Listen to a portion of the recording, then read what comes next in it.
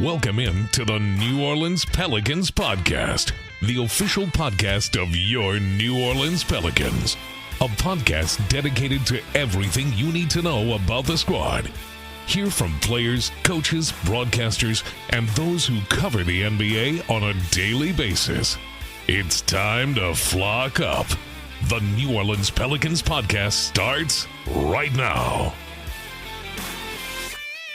Hello, everyone, and welcome to the New Orleans Pelicans Podcast, the official podcast of your New Orleans Pelicans. Gus Kattengell with you over from Radio Row, down the street from where Jim Eichenhofer is, over at the facility in the training grounds of your New Orleans Pelicans from Pelicans.com. Jim, how are you today? I'm good, Gus. It's also the training grounds of the Philadelphia Eagles at the moment. It is. It is. Have you seen Swoop? That is the Eagles mascot. I haven't seen any Eagles personnel.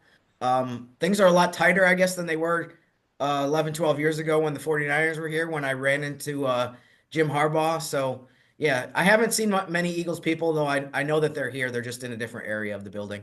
Under the category of, I bet you didn't think you would hear this today, we had a national host from ESPN, Evan Cohen, on our show for the Saints podcast, and he talked about how the Seattle Seahawks have been a team that have been winning as of late, and he really likes them. And I'm like, you know what? Our Jim Eichenhofer, Seattle Seahawks super fan, would have loved to have heard that somehow the Seahawks worked their way into a podcast today. Nothing like winning the offseason, Gus. There it is. You want to know in the offseason. Exactly. All right. Obviously, let's just get to the big news of the day. Will Guillory from The Athletic is going to chat with us here as well. Coming up next segment. Plus, of course, it's Friday. We got a lot of fun things that we're going to get you there as well. Weekend showdowns and things of that nature. But yesterday, 2 p.m., the end of the NBA trade deadline, and the New Orleans Pelicans did make a move. They announced officially yesterday that they acquired Bruce Brown Jr., Kelly Olynyk, a 2026 first-round pick, a 2031 second-round pick from the Toronto Raptors in exchange for Brandon Ingram. Jim, your thoughts on the move? Yeah, I mean, it's definitely an interesting thing. It's just kind of the end of an era, I feel, a little bit with Brandon Ingram. He was here for 6 seasons. One of the things that David Griffin mentioned in the press release with the trade announcement was the basketball IQ of Bruce Brown and Kelly Olynyk. I think these are two guys that, if you closely follow the NBA, you know that they're veteran, savvy, smart guys who are really role players. They've been contributors to some really good teams. Bruce Brown was vital to Denver's championship team a couple of years ago. Kelly Olynyk was on some really good Boston teams and the Miami Finals team in 2020. So these guys have also been deep in the playoffs in this decade. So I think it'll be interesting to see what kind of impact they make. But just overall, I know the biggest takeaway that people had from this trade obviously was that Brandon Ingram, departing after being here for 6 seasons. He was an all-star his first year here and accomplished a lot of stuff, especially individually. Yeah, I think one of the things, too, that you look at, too, is that playoff series against the Suns, right? When Phoenix was number one, man, that was probably one of his crowning moments. I would say crowning moments, just moments that I remember, too, where, it was his real first chance on a national stage, playing the playoffs and things of that nature, and how it went with the fans and how much excitement that series was pushing them and Chris Paul and everybody in that series. Yeah, and I kind of wanted to just kind of quickly go through kind of an overview of his 6 seasons here. I think the playoff series against Phoenix was another good example of, it seems like I would describe part of the way that his career went here as just some really good highs, but then some lows that were a lot of times were not in his control. And it just seemed like it was hard for the Pelicans to ever really get a ton of traction and momentum going because of injuries. He had some injuries, also obviously teammates as well. It just seemed like they were never able to really get the ball rolling in terms of consecutive years where they made the playoffs or a sustained run where everybody was healthy and on the court and things were going in the right direction. So, I mean, to go back to, the beginning, obviously he's part of the Anthony Davis trade. In 2019, he's the biggest name that comes to New Orleans as part of that. His first season goes really well. He makes his first All-Star appearance. He wins Most Improved Player across the league, but then the pandemic hits, and that season gets interrupted. So, which is kind of a theme, I think, over if you look back at his time in New Orleans. His second season, he plays 61 out of the 72 games in a shortened season, but there's no fans. So it is kind of, I don't know if fitting is the right way to put it, but the year that he and Zion were on the court was really the year that we got to see, the fans got to see them in person the least out of the 6 seasons that they were here. Then in 21-22, his third season here, Zion misses that entire season. Pelicans make the playoffs against Phoenix. Ingram has 27, 6, and 6 in that matchup against the Suns that you referenced. And it's one of those things where it's like you think this guy is ascending to, the next level. He's doing it on a playoff stage. His fourth season, he carried the Pelicans at the end of the regular season. I think that was one of the best, most memorable stretches of his time here, where they get into the play-in tournament. He has some awesome games in March and April to even put them in position to where they can extend their season to the postseason. But then in the 82nd game of the season, they lose at Minnesota. That drops them a couple spots in the seedings, and then they end up having to be in the 9-10 play-in game that they lose to OKC.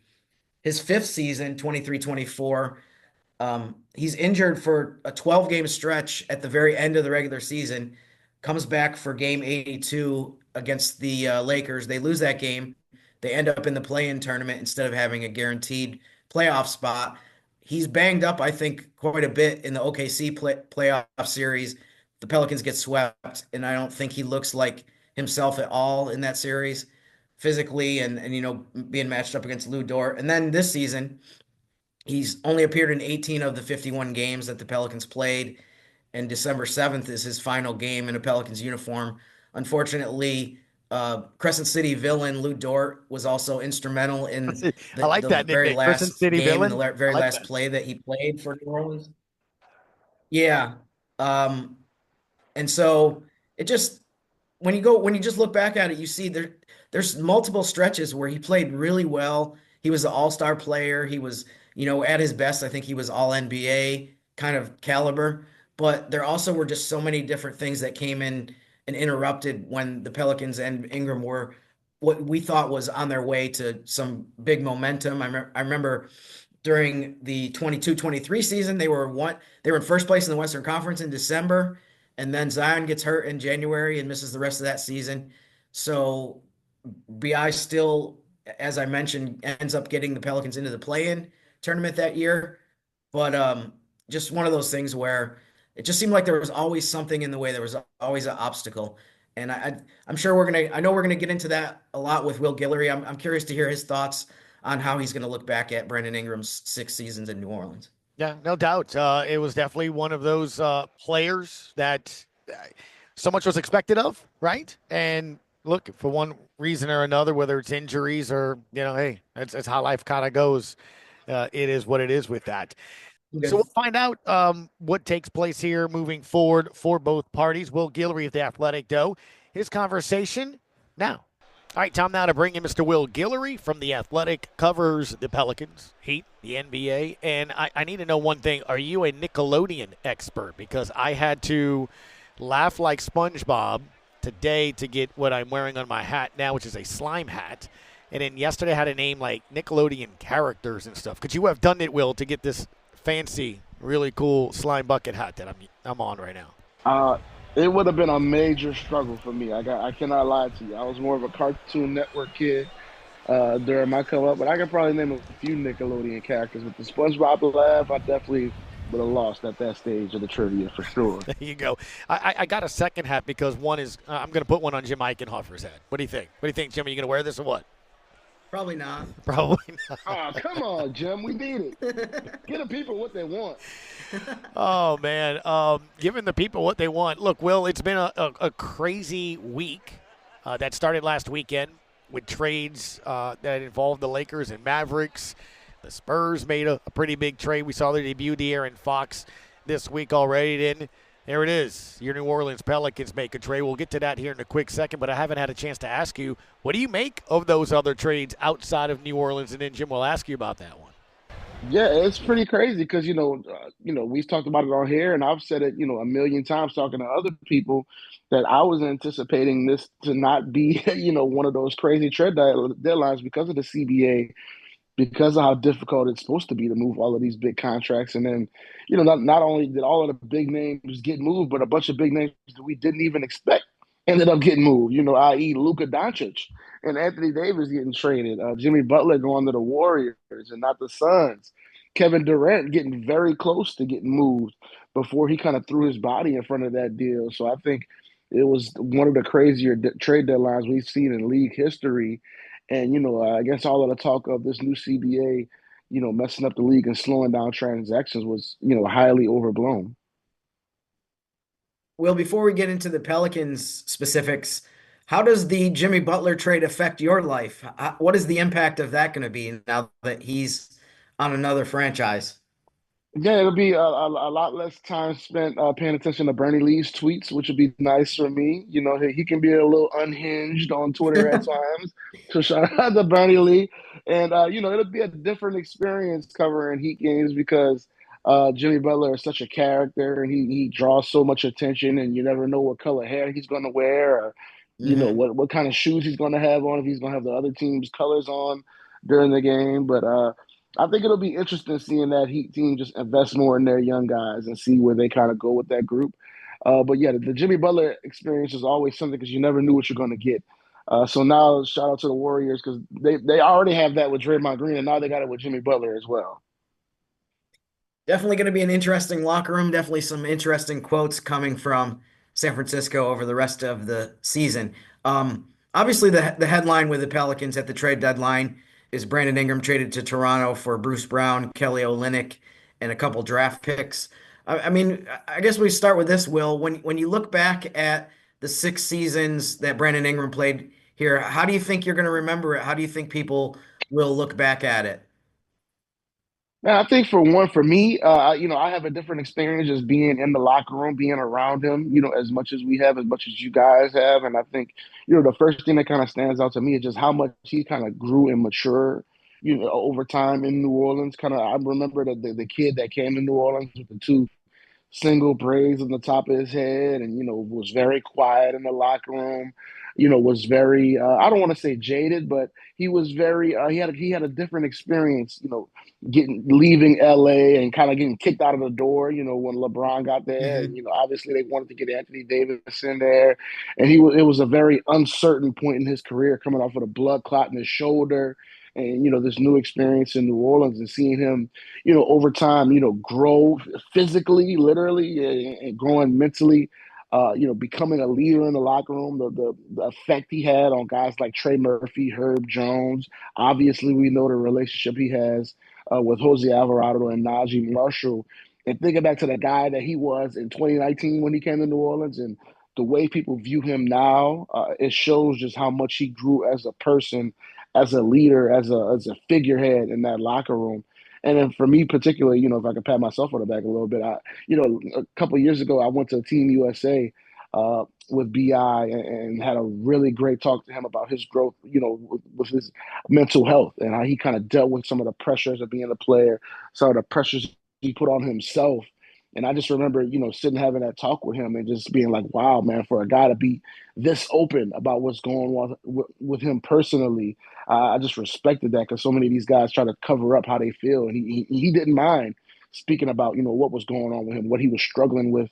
And I think that's one of the things for me is just how much he matured as a person throughout his time in New Orleans. And of course, becoming one of the better wings in the NBA. I want to echo some of the things that you mentioned, Will, in terms of, I mean, my experience with Brandon Ingram was he always was extremely nice to me, always treated me really well. I think he enjoyed the fact that I understood his sense of humor. He has kind of a little bit of a unusual, maybe like quirky, kind of Yes. laid back, kind of dry sense of humor. But I think that was one thing that I connected with him on was just the way that he some of his interviews, especially going back to when he first came here, where I kind of understood what he liked to joke about, so that was something that I always enjoyed with him. But in terms of the team's success or the time that he's been here, do you think we're going to look back at it as kind of the kind of thing where it's like there was just always kind of something that got in the way? It just seemed like every time they started to get some momentum going, there would be a key injury or something. It just seemed like they were never able to really get that traction of multiple years where everybody was healthy and the team was successful. Yeah, there's no doubt. And I think, anybody who, I mean, a lot of people forget about the talk about Brandon Ingram when he came to New Orleans, but I don't think anybody expected him to become the player that he was in New Orleans, a guy who made an All-Star game, won Most Improved, was incredible during that first round series against Phoenix.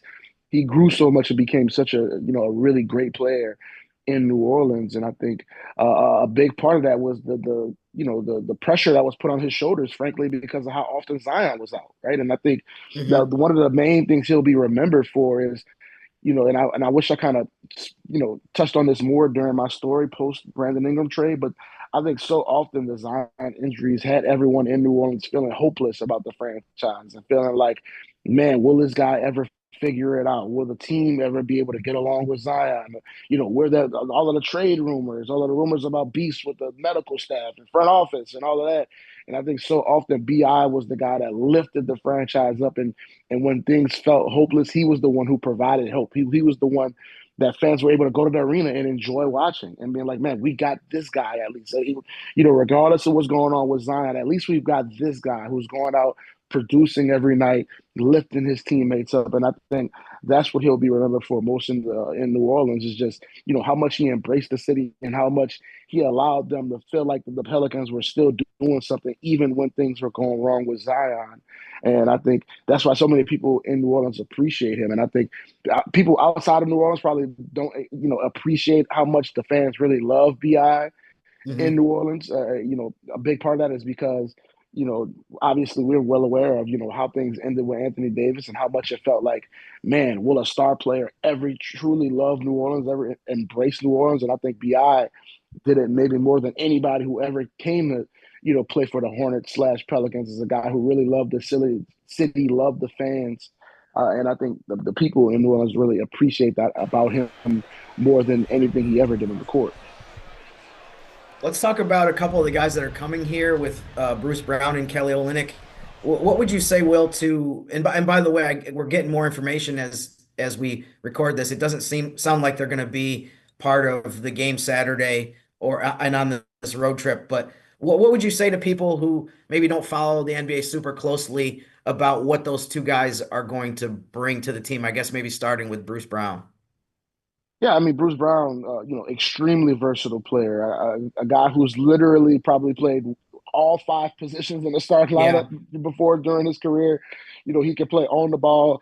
A lot of people remember him in Brooklyn as a guy who was playing those pick and rolls with Kevin Durant and Kyrie, rolling down the middle of the lane, hitting floaters, hitting guys in the corners. I think he's a guy who can just deliver a little bit of everything. Can hit open threes, defend, pretty much all 1 through 3, I would say, maybe a 4 here and now.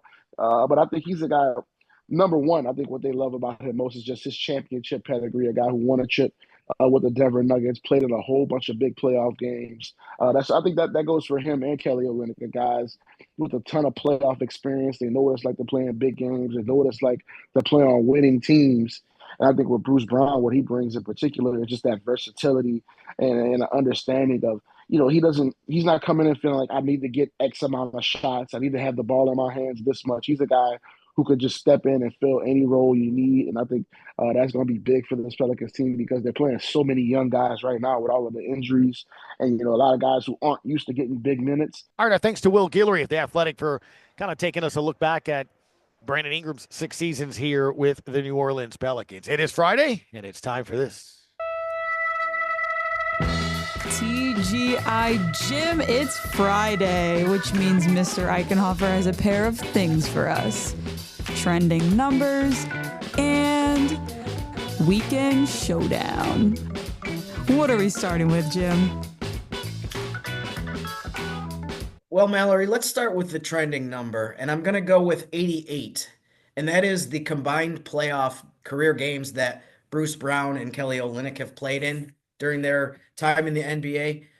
Kelly Olynyk has played in 48 playoff games. Bruce Brown has played in 40. So you add those two together, you come up with 88. And I think it's also interesting too, Gus, if you look at the entire Pelicans roster, these are the only two guys on the current roster that have been in the NBA Finals. So, I mean, the Pelicans are definitely adding, guys that have been in playoff tested situations. I mean, deep in the postseason and not that long ago. So I thought that was one of the more interesting aspects of bringing those two guys in and what we'll see over the last couple months of the regular season. Okay. As far as the weekend showdown, I mean, this was somewhat of an easy pick. I went with Oklahoma City at Memphis on Saturday at 7 p.m.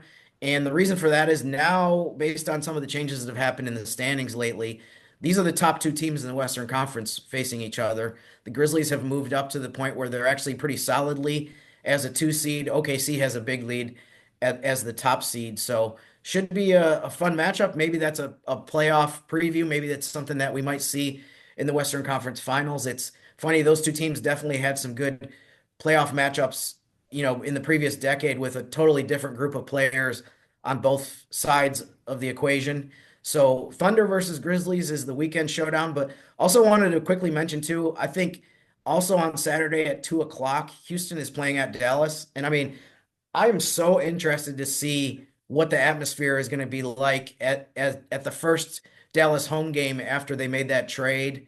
It should be really, and I believe Anthony Davis is going to make his Mavericks debut as well. He did not play Thursday against Boston, even though there was some talk that might be his first game for the Mavericks. So it's going to be really something else, I think, to see how the fans act during that game and just what the whole environment is in Dallas. Yeah, I think we're going to meet back here on the New Orleans Pelicans podcast on Monday. Pels will be at OKC. As you mentioned, some of those guys might have played their first games there as well. Maybe the new Pels players would be playing there as well. So I'm with you. It's going to be a very interesting Monday podcast, and then Wednesday just to kind of look back at how everything went. And look, and I'm not saying it's going to be us, but obviously how people react, right, to their first performances. Luka as a Laker, AD as a Mav, BI as a Raptor. It's going to be interesting because we only got, a week right after that, and then it's the All-Star break. So I don't know how much you could really kind of make a decision or a thought process on it, and then boom, it's kind of the playoff play for a lot of teams. Yeah, and as we record this Friday morning, we don't know in terms of when Bruce Brown and Kelly Olynyk are going to make their debut for the Pelicans. I suppose it's possible that it could be Saturday against Sacramento, so we would have that to talk about as well. But yeah, I mean, it is going to be kind of a funny thing where a lot of these new players on new teams are only going to get 2 or 3 games in max, and then it's going to be a week of the All-Star break, and then things will ramp back up after that. But yeah, we're talking a week from today. We'll be in the All-Star break, and we'll have Yves Missi at the Rising Stars event in San Francisco. That's going to be awesome. Are you going to San Francisco to cover Yves Missi there? Did you volunteer for that? I got Doug right in front of me if you want to, head over to San Francisco and do that. I already have family coming in, so you they got would be family pretty coming sad. in. I got you. If Okay. they found out I was leaving on them. Although maybe they would enjoy, maybe they'd prefer that. Maybe they'd be like, all right, we got his place all to ourselves and we don't have to deal with him. That is very true. Mr. Jim Eichenhofer, Pelicans.com. Go give him a follow over on X, Jim_Eichenhofer, and of course over on Pelicans.com. Enjoy the weekend, man. Thanks, Gus. You too. Thanks for listening to the New Orleans Pelicans Podcast. Join us 3 times per week on Pelicans.com, the Pelicans mobile app, the iHeartRadio app, or where you get your podcasts. And be sure to give Jim and Gus a follow on X at Jim_Eichenhofer and GCat_17. We'll see you next time, right here on the New Orleans Pelicans Podcast.